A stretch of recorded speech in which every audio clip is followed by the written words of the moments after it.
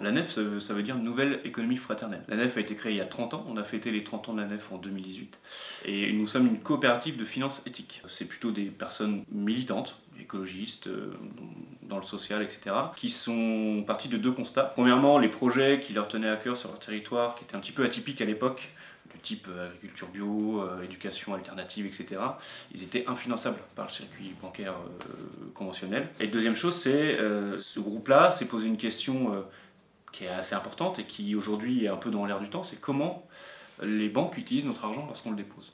On récolte de l'épargne, et cette épargne-là, on la prête, sans passer du tout par les circuits de la spéculation financière. Et cet argent-là, du coup, on va le prêter sur des projets liés à trois grands thèmes: l'environnement, le social et le culturel. La nef est vraiment basée sur deux grands principes. Premièrement, c'est l'éthique des projets qu'on va financer. Donc moi, je me balade en fait dans la région pour aller rencontrer les porteurs de projets, pour voir si ça rentre dans ce que la nef, enfin mes sociétaires, veulent financer sur le terrain.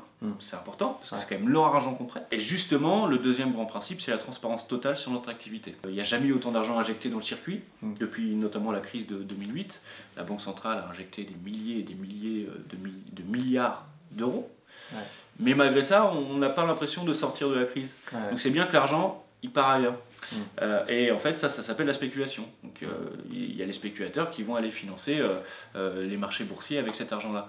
Je ne dis pas que dans tous les cas c'est grave, puisque forcément ça va financer d'autres activités, mais je veux dire, sur le terrain, on ne s'en rend pas compte. Je pense qu'il y a énormément de gens de bonne foi qui à titre personnel, sont très, au quotidien, sont très engagés, ils mangent bio, ils vont au boulot à vélo, enfin, voilà, ils essayent de faire des choses pour réduire un peu leur empreinte, puis en fait, ils ne se rendent pas compte, c'est que leur argent va financer toutes les activités qui sont contraires à leurs valeurs. Les banques aujourd'hui vont financer encore largement les énergies fossiles, alors qu'on sait très bien que c'est très polluant, l'huile de palme, ils vont spéculer sur les denrées alimentaires de base, enfin bon, mais parce qu'ils ont juste un objectif de rentabilité. Ils n'ont pas l'objectif de remettre l'humain et le bien-être humain au centre des considérations. Et moi, le message que j'aimerais faire passer, et ce que j'essaye de faire depuis 6 ans, depuis que je suis à la nef, c'est ne pensez pas que l'argent n'a pas d'odeur. Même aujourd'hui, dans les fonds communs de placement,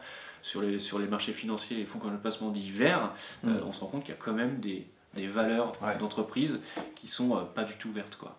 Donc si ça vous a plu et si vous aussi vous souhaitez rendre votre argent utile sur le terrain, je vous invite à aller voir le site de la nef, www.lanef.com, et vous aurez tous les renseignements pour agir réellement avec votre argent.